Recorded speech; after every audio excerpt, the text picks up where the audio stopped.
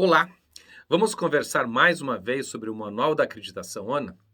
Eu sei que muita gente que está vendo os nossos vídeos está aprendendo sobre o Manual da ONA e aqui eu estou me dedicando a este tempo, dedicando esse tempo para a gente poder transmitir esse conhecimento. Eu sou o Célio Luiz, consultor há mais de 25 anos, trabalho com ONA desde 99 e tenho dedicado meu tempo para transmitir esse conhecimento. Então, antes de mais nada, pessoal, como todo mundo faz, clica um curtir, faça algum comentário, ajude a gente transmitir esse canal para mais pessoas.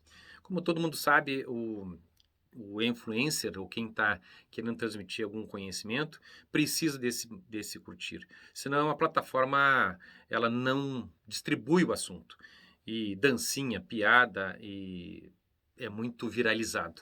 Mas assunto sério é mais difícil porque as pessoas acabam não tendo o costume de curtir ou compartilhar assuntos sérios ou assuntos interessantes, principalmente quando a gente fala aqui da nossa saúde. Então, nós vamos estar fazendo aqui mais uma vez, como eu sempre falo, a interpretação do nosso manual da ONA e ajudando vocês a implantar esse processo. Logo após a vinheta, vamos lá? Vamos interpretá-lo mais uma vez? Vamos lá?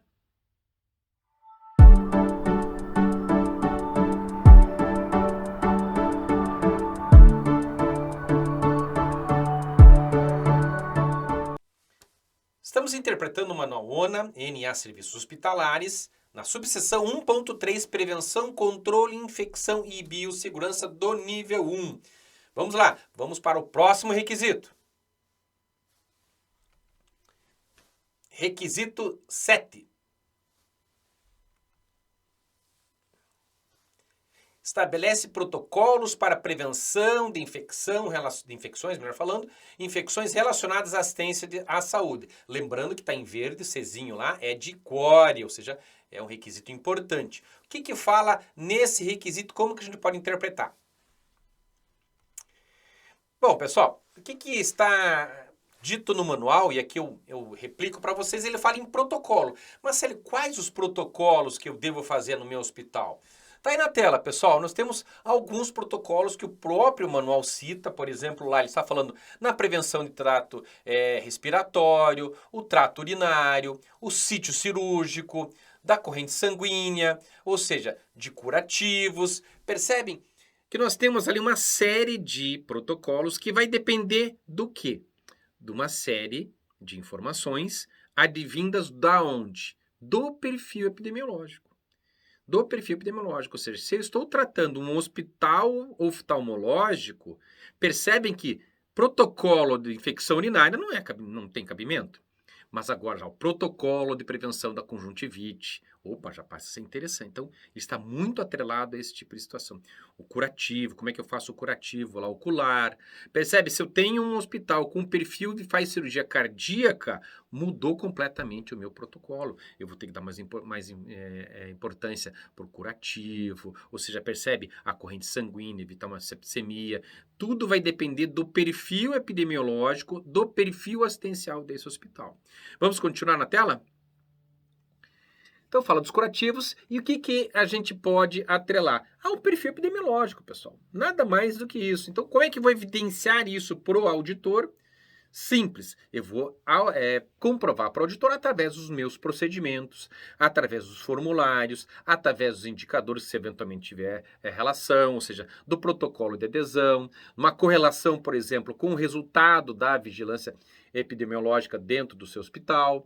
Então é assim que eu vou conseguir atrelar essas informações.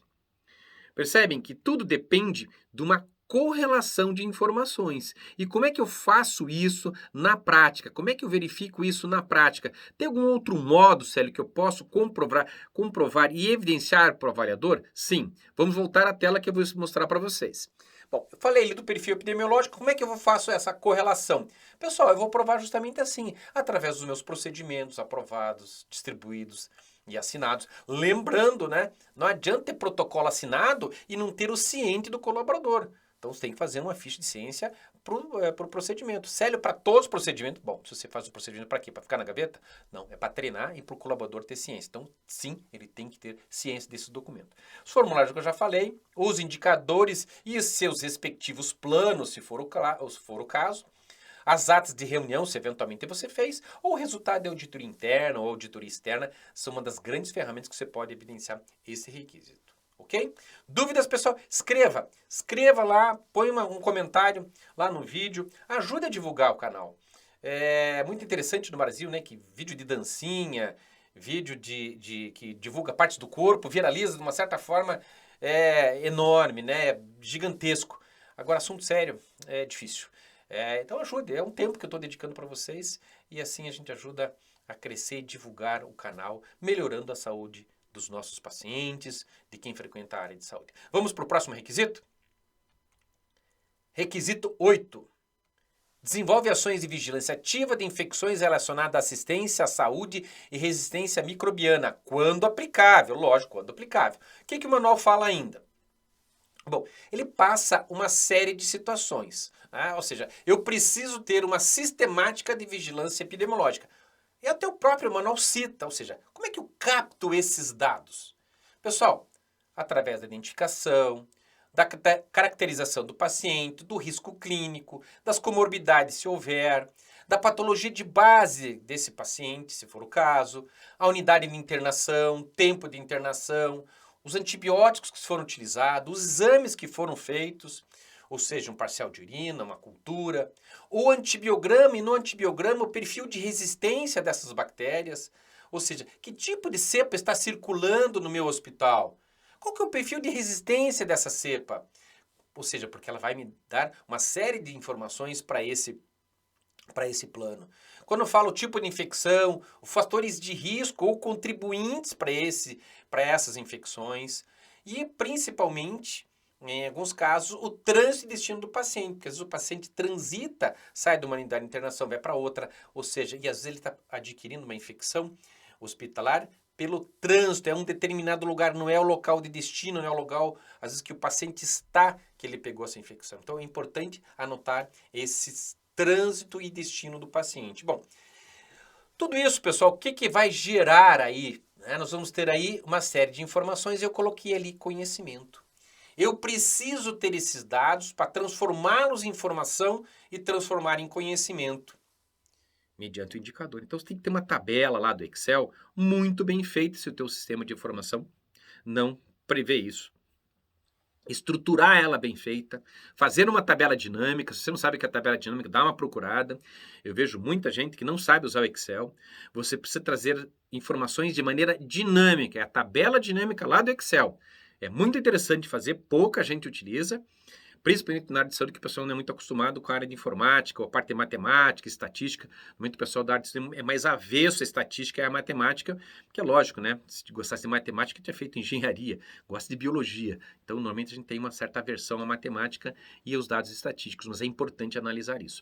Tá? Então, crie o seu indicador através de uma base de dados interessante, porque ela vai dar muita informação e conhecimento para você poder tratar e demonstrar, não só para o avaliador, não só para o auditor, mas para o seu paciente, para o seu sistema interno, para os médicos, para a equipe técnica, criando assim um círculo virtuoso de oportunidades e melhoria dentro do seu sistema. Vamos para o próximo requisito? Requisito 9. Estabelece programa e capacitação para a higienização das mãos e monitora seus resultados.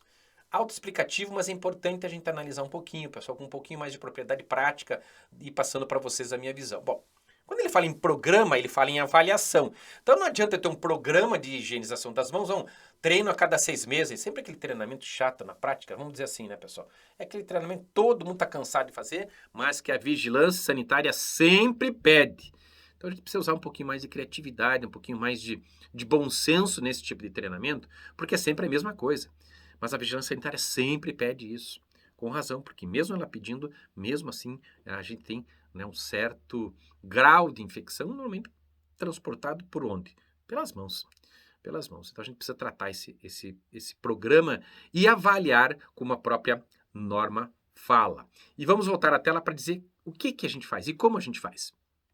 Bom, pessoal, através de indicadores. Então, se eu faço um programa de higienização das mãos, eu tenho que ter indicadores para isso. Como? E o próprio manual também cita, ele cita lá, disponibilidade de insumo, então quanto que se disponibiliza de sabonete, quanto que se disponibiliza de álcool, a estrutura, os dispensers, os locais, a quantidade, quanto está consumindo por dispenser, aonde que é esse dispenser, quais são os colaboradores, turno, percebe?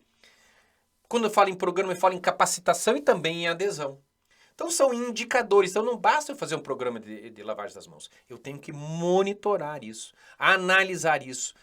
E mais, pessoal, como está aparecendo na tela para vocês, relacionar esse indicador com outros indicadores.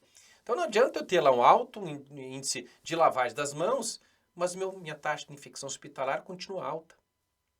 Algo está errado nesse processo.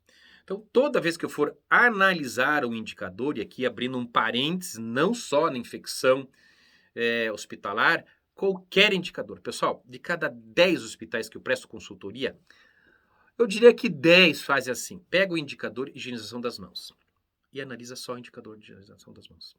Não correlaciona com taxa de infecção ou qualquer outro indicador. Percebe? Nós precisamos correlacionar outros dados de outros indicadores. Então, é interessante que vocês tenham esse critério. Minha visão prática para vocês nesse detalhe importante que a gente pode trabalhar dentro desse processo. Então, é interessante a gente fechar a nossa análise dos indicadores, trazendo justamente para vocês isso. Anote outros dados. Pessoal, estamos finalizando. Esses eram indicadores bem tranquilos, bem rápidos. Eu peço humildemente que você curta, que você compartilhe, que você passe para alguém da área de saúde, comente, mande por WhatsApp, compartilhe com alguém, para ajudar a gente a ter esse tempo disponível e continuar se dedicando a esse processo. Então, uma maneira que a pessoa que se expõe num canal do YouTube, ela precisa dessa divulgação para que esse tempo seja reconhecido de igual maneira. Então, por favor, peço que você aperte o botãozinho lá, dá um like, para o Google entender que esse é um assunto relevante. Senão, né, dancinha e outras coisas piores, tem milhões de likes e quem está preocupado com a saúde do paciente, com a melhoria da qualidade na área de saúde, pena em tentar divulgar um canal dessa natureza. Valeu, pessoal! Até o próximo requisito, até a próxima aula ou até o próximo vídeo, como alguns gostam. Abraços, até mais!